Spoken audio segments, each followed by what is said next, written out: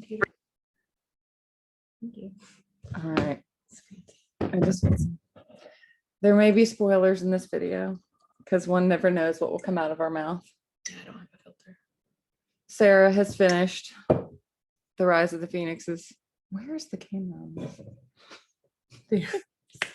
Where am I looking? It's so weird. All right, maybe I'll just look at you because it's better that way. I'm not. She's not okay. Like most people aren't okay at the end of The Rise of the Phoenixes. That's why if you are currently watching this show or you have not watched this show, but you're unsure about the ending or you don't want to know anything about the ending, please stop now. Please stop now. But also finish the show. Yes, on your own, finish the show. Come back to this when you're done and we'll be here to discuss it. Dishearten you. Okay, Finishing it. Let's start with I'm going to just briefly our favorite things about the show. Okay. Just favorite things. I could jump into this one for like 100 million years. I think so because you're so cute. I'm going to say this is how I would sum it up. It's like poetry. Okay, I'm interested. The setting, the aesthetic of the entire thing, the acting, the character development, the storyline, the plot, all of those things, the way in which they come together is like either like lyrics or like music until you get to the last 10 episodes. And then I feel like maybe the writers were drunk. I feel like it's one of those songs where they like at the end of the song decide they like we're gonna have some jazz interlude that doesn't really make sense to you. Yes. And you're like, wait, that wasn't, I was expecting like a crescendo followed by it. Right, like just kind of fading out. Yeah. That's a really good, or like a drum solo that you're like, is this done yet? Because yeah, and then but it just ends with the drum solo. It's not. That is perfect. But it is. It's like poetry or a song lyrics that then just someone made a really poor choice at the end. Yeah, it was not a series of poor choices. But I liked all your favorite things about it. I mean, we all know what mine was. Well, I mean, I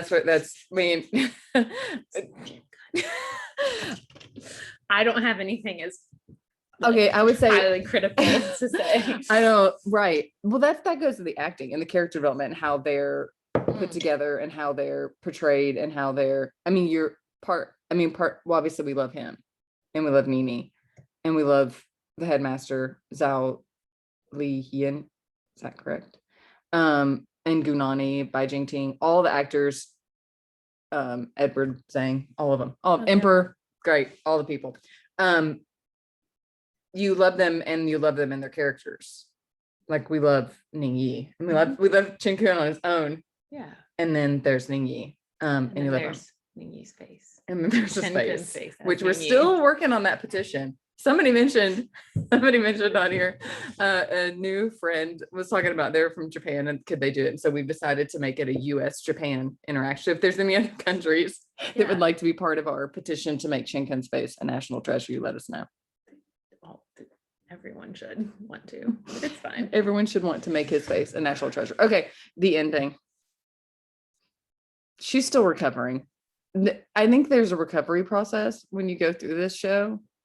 You're so emotionally invested and it's wonderful. And that's why everyone in the whole world should watch it, is for all that poetry and great music, and just know that maybe the last 10 episodes, you'll want to hurt someone.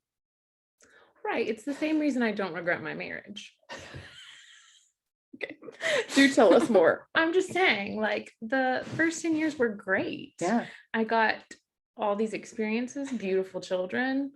I'm really happy I did it. And I would do it all over again. The last 3 sucked. And the ending was not great. So Rise of the Phoenixes is like a divorce. It is. It is.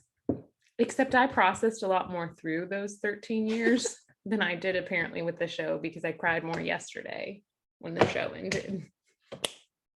Then I cried when I signed my paperwork on Wednesday. Right, because it's a slower roll. This one just drops you off the end. Yeah, my divorce was a slow burn. Yeah.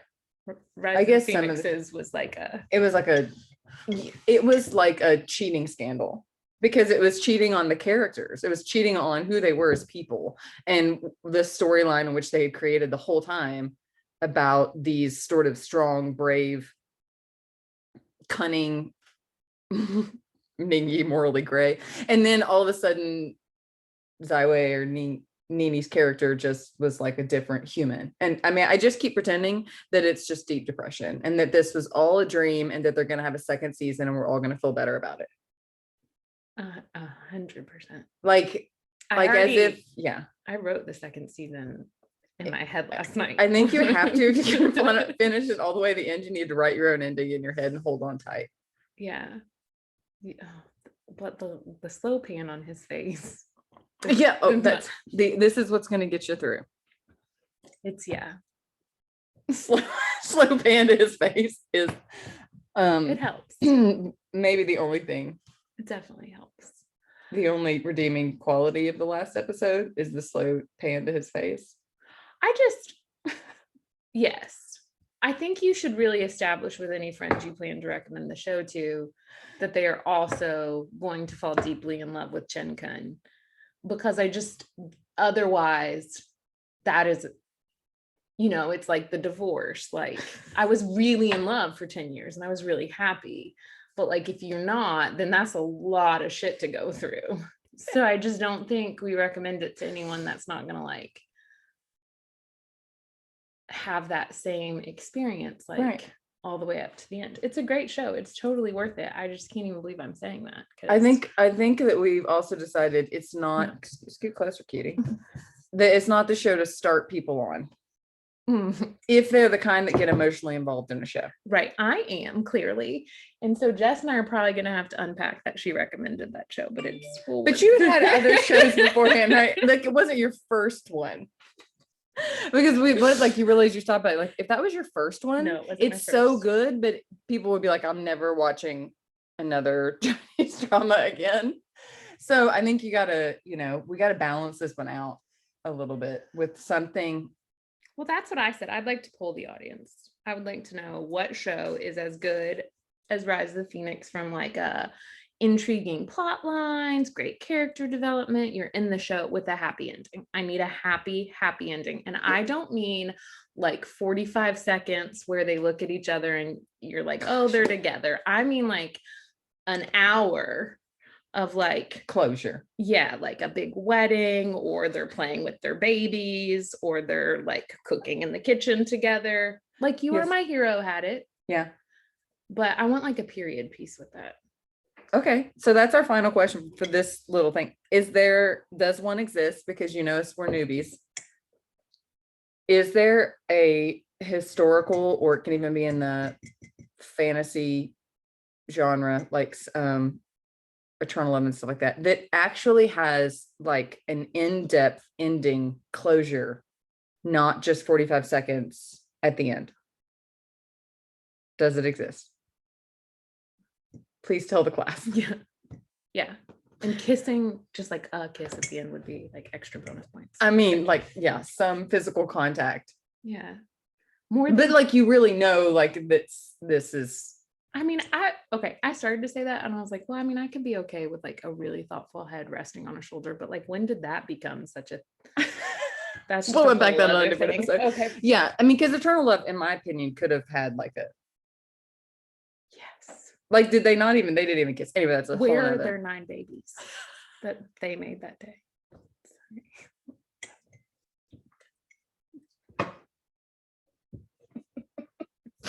I don't even know how to stop it.